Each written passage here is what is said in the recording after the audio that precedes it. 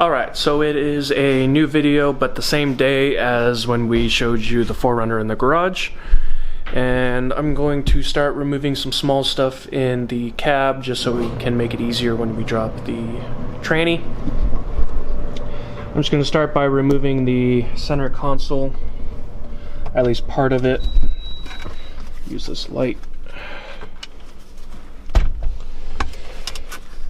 So when you drop the tranny, of course, you got to take off the shifters for it, right there. And it looks like it's just going to be some screws on either side. It's just this one little piece right there. And then from there, should be able to drop the tranny, but I got to move a lot of stuff. Okay, so I removed the 4 screws on either side, front and back. And I already loosened this, but this will come off. This one as well.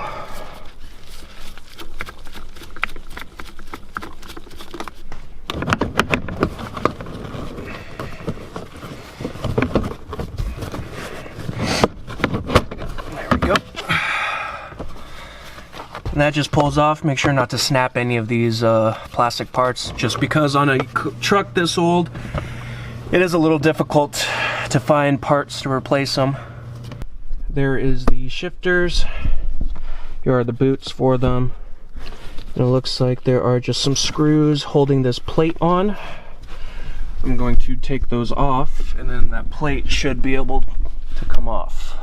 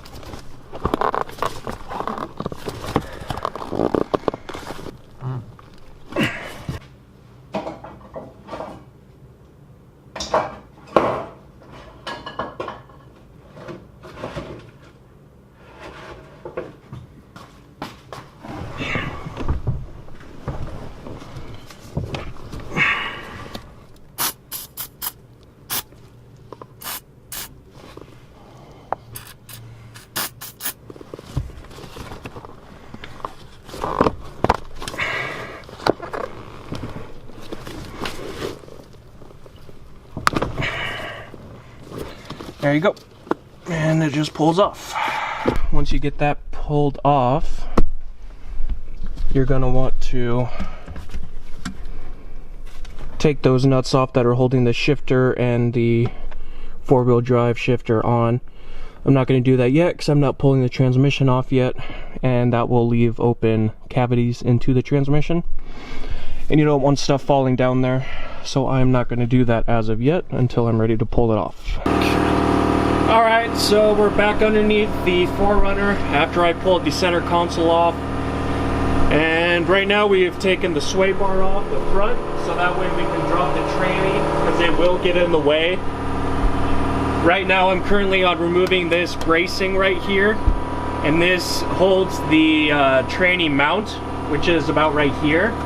Here's your front drive shaft, and here's your rear drive shaft back here. So this is the tranny. This is about where your shifter will be. So here's the bar you're going to want to take out. If you look inside, you can see 4 bolts that hold this to the mount. And when you're taking this off, you're also going to want to take these 4 big ones off. But before you take these ones off, make sure you have a jack underneath the tranny so this whole thing doesn't drop down a little bit. So I'm contemplating if I want to take the drive shafts off first, or if I want to take this bracing off first. Probably the drive shafts, because it looks like there's nothing in the way to keep those from coming down. So I'm just going to remove this shielding around the back end of the front drive shaft, and that'll give me the or let me get access to the nuts that are holding it on.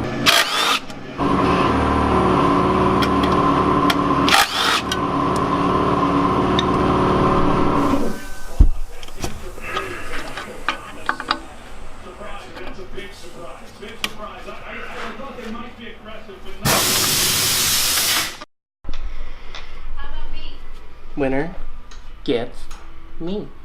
Winner gets me. Alright, I'm rolling. So it is a new day today, and I got just about all off of the tranny that I needed to, except for the starter, which I am working on right now. But it's being a little difficult. What did we have to do to the, didn't we have to jack up the back to spin the drive shaft and then also prevent it from spinning at certain points and stuff like that? Yeah, you'll have to spin the drive shaft to get to certain bolts because there's 4, 2 on the bottom, 2 on the top, so you'll have to spin it to get to it. And you would have to lock it in place when you're twisting them off. So if you put it in first and then 4 high or 4 low, you should be able to get the nuts off without the drive shaft spinning, and then you'll unlock it, spin it, and go like that. Alright, so it's a bit later. We finally got the tranny pulled. We didn't film much of it just because it was being a bit of a pain and it was pissing me off. As you can see here, we had to use an extension this size on my 1/2 inch impact to reach the top bolt on the tranny. That ain't stock, boys. Our dad had to help us, but you know, Yeah, it was my first tranny from a 4-wheel drive being pulled, so it was definitely an endeavor. all the hands on deck were necessary. Yeah, you could take a look underneath. It did rotate on us, so it is upside down at the moment. This shaft is supposed to be on the other side, but we'll pull it out and flip it once we're putting the clutch in. We haven't pulled the clutch yet, but we'll show you what it looks like afterwards. We'll find out together what it looks like, if there's any material left. Oh, it was so bad when I was driving home, guys. By the time I saw it smoking on the highway, and by the time I got where we live, I barely had any clutch left to roll into the gas station. Like, it was smoking so bad, and I was revving the shit out of it, like at 5,000 RPMs to even move a little bit. So right now, we're gonna get the pilot bearing out, and if you don't know how to do it, you can use bread, believe it or not. If you don't have the proper tools. And a bolt that is the exact same size as the inner circle of the bearing. And you just keep pushing bread as far as you can in there, and you pound the bolt on top of it to compress it. You just keep adding bread, and eventually all the compression will make it pop out. And I haven't tried this before, so I'm gonna see how it works. Alright, so now we've gone over to the tranny. We got the flywheel clutch and pressure plate put on, forgot to tell you that. And we took the throwout bearing off, along with the spring that goes on it, and I'm about to take off the fork. And actually, there's a spring on the back of that too, right there. And it's just a pressure fit spring. And then I got this grease. I know we have more, probably some better ones, but I can't find them. And you're going to want to grease up the bearing a little bit that it goes on. Don't want to dry shaft. Nope. And then any part where metal is touching, you're going to want to grease up too. And Beau was supposed to clean all this stuff beforehand, but he didn't. I was supposed to. He sprung on this on me last minute. I told you about it. I know. Nothing. Probably get some carb cleaner and just spray it off real quick. I'm putting the throw-up bearing on, and this spring is giving me a hard time. So I got the clip on the throw-up bearing, and this is what it should look like. That's how you know it is good to go. And I put grease on this shaft just to make sure the throw-out bearing is moving freely. You don't got to put a lot on there. You don't got to cake it or anything. Just some red, like high temp grease is good. Yeah, this one was caked on the inside. It's when we first cleaned it. Everything was completely black before we cleaned it. Like parts of it up there that are still black that I didn't completely clean because it's not necessary, but you could see how it was all over.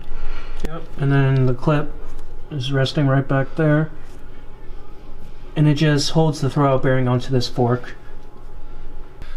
So this video is going to be a little choppy just because this is the first transmission I have taken out, well, at least the first four-wheel drive transmission I've taken out to replace the clutch with.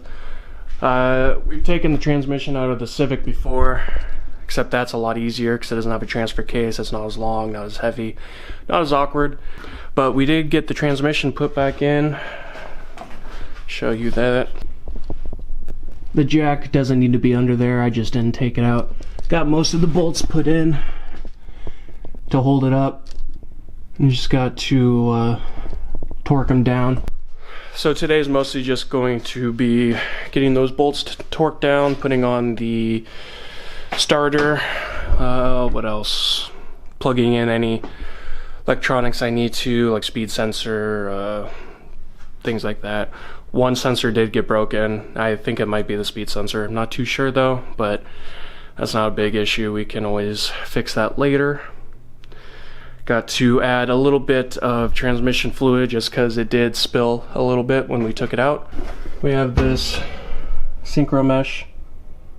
It says for most GM and Chrysler vehicles, but a lot of people use synchro mesh in their JDM engines and transmissions. So I'm going to fill that up a little bit. You can do that by filling it from the transmission tunnel, and I'm just going to add it through the shifter part of it. You can just dump it straight in, and I just need to add a little bit. We'll probably get that changed out soon. And other updates, we had these buckets screwed into the wall now, so we can store a bunch of stuff. We have some rags up there. We just have welding mask. Dad went to Home Depot, got these lights, so his workstation is a lot brighter. This is what it would look like without the lights.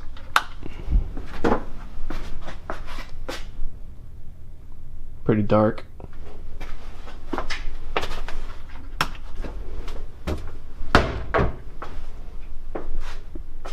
Big difference. So I'm just going to start with the putting bolts in, and you can actually see the starter from down here. It's hard to find. Oh yeah, there it is. It's that little silver box kind of thing hanging down. So right now I'm putting the slave cylinder back on. I got the bolts in for the tranny, and yeah, slave cylinder is pretty easy to put back in. It's just 2 bolts on the side. What have we done so far this morning, Chance? Put the starter on. Starter, you already said those tranny bolts. Yep. And that slave cylinder. Then what do we got left?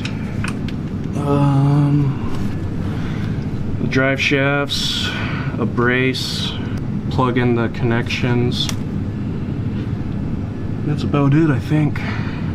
Oh, and the stuff inside the truck. Oh yeah, and the shifters and shit, but that would be fine. Yeah. That's comfort work. Good to be inside. Well, we finally got we actually got everything back on except for the sway bar, just because I misplaced one bushing. And AutoZone doesn't have any in stock, so they're ordering some, and they should be here tomorrow. Yep, tomorrow morning they said. But so. Other than that, the car turns on, goes in every gear, everything feels good. I'm just putting the center console back on, and then have to put on the shift knobs.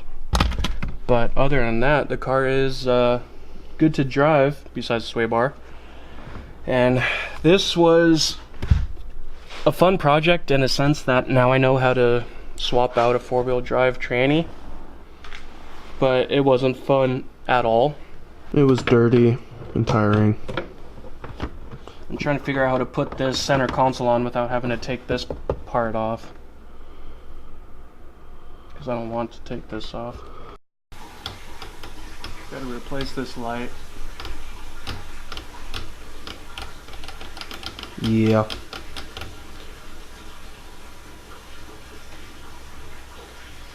Truck's done. Got the bushings for the sway bar on. We're gonna take the car or the truck for a test drive, and Guess we'll let you know in the future if anything happens to it. But other than that, thanks for watching. Click like, subscribe, hit the notification bell. Beau?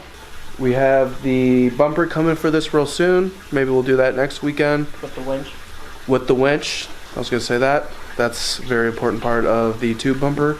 Oh yeah, and when we do that, we'll take off these hideous running boards. I mean, they're not the worst, but the truck looks way more aggressive when you don't have them on. It gives it a lot more clearance on the side, and if we don't use them anyway. Yeah, we don't use them. We just kind of hop in. Little hop for me, probably Chance just steps in, but yeah, these things, if we were off-roading heavily with like rocks and stuff, they would get broken off, and we're gonna get sliders, or make sliders maybe. We shall see. Thanks for watching, guys.